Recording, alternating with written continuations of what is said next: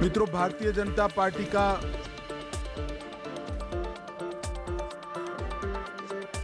एक रिकॉर्ड है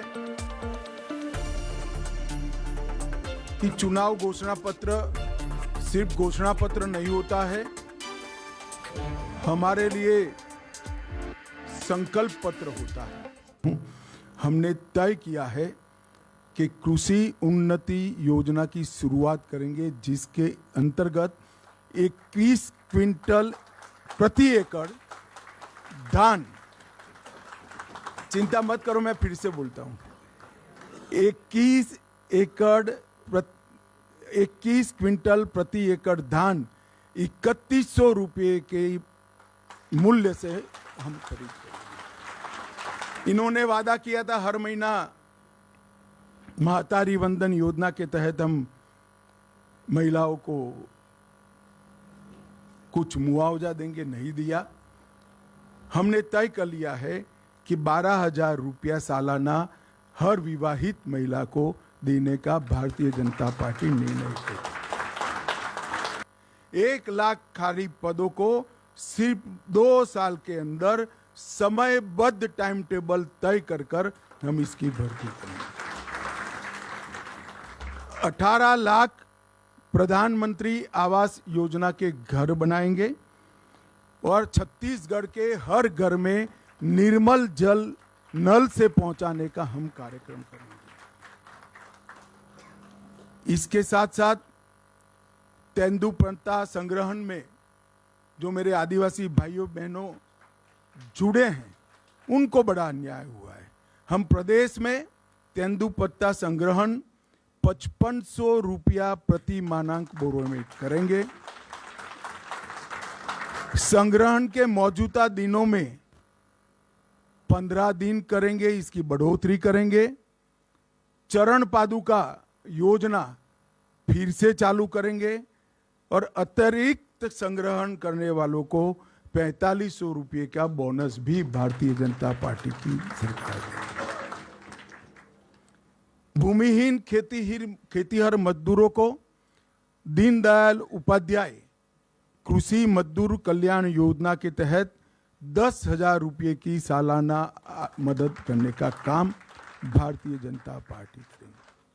आयुष्मान भारत योजना जो मोदी जी ने देश के 60 करोड़ गरीबों के लिए इंट्रोड्यूस की है, हम प्रत्येक परिवार को 5 लाख की योजना तो देंगे ही देंगे, इसके साथ साथ 10 लाख तक का पूरा जिसको जरूर पड़ेगी इसका उपचार मुख्यमंत्री राहत कोष से किया जाएगा। प्रधानमंत्री जन औषधि केंद्र जो 90% से 30% सस्ती दवाइयां, जीवन रक्षक दवाइयां देता है, हम राज्य में 500 नए जन औषधि केंद्र खोलेंगे, जिससे गरीब लोगों को सस्ती दवाइयां उपलब्ध कर सकें।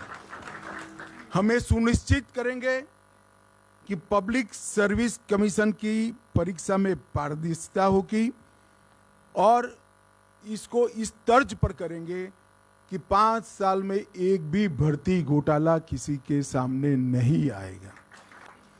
छत्तीसगढ़ की उद्यम क्रांति के लिए डिटेल बाद में दिया जाएगा, परंतु जो युवा एक सीमा मर्यादा में नया उद्योग डालेंगे, इसको 50% सब्सिडी के साथ ब्याजमुक्त कार्यशील मूडी का हम भुगतान करेंगे।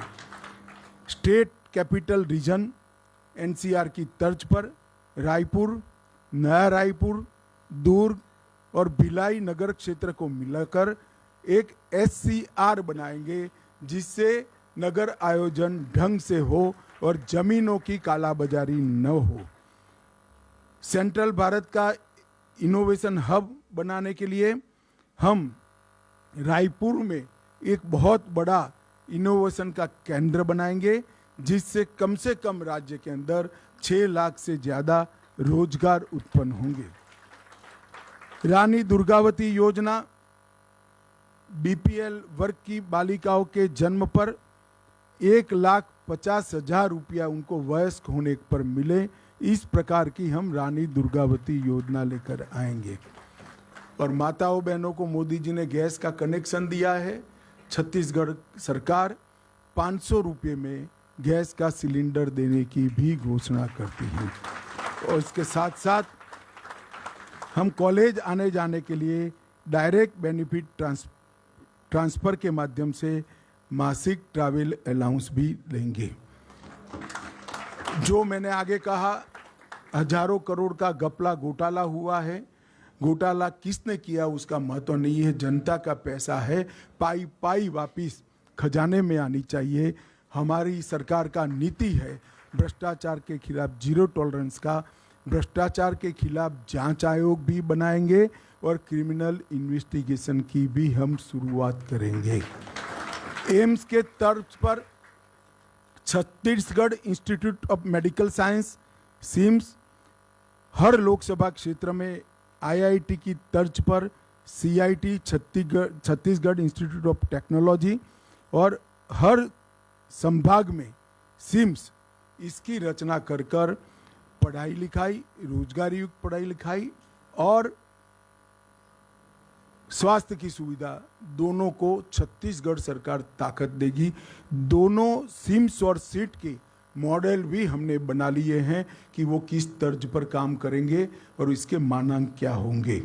इन्वेस्ट छत्तीसगढ़ सम्मेलन की शुरुआत कर कर वैसे भी इन्वेस्टमेंट आएगा, भ्रष्टाचार नहीं होगा, मगर फिर भी एकल खिड़की योजना शुरू कर कर इन्वेस्ट छत्तीसगढ़ सम्मेलन की फिर से शुरुआत कर कर हम इन्वेस्टमेंट को यहाँ लाएंगे।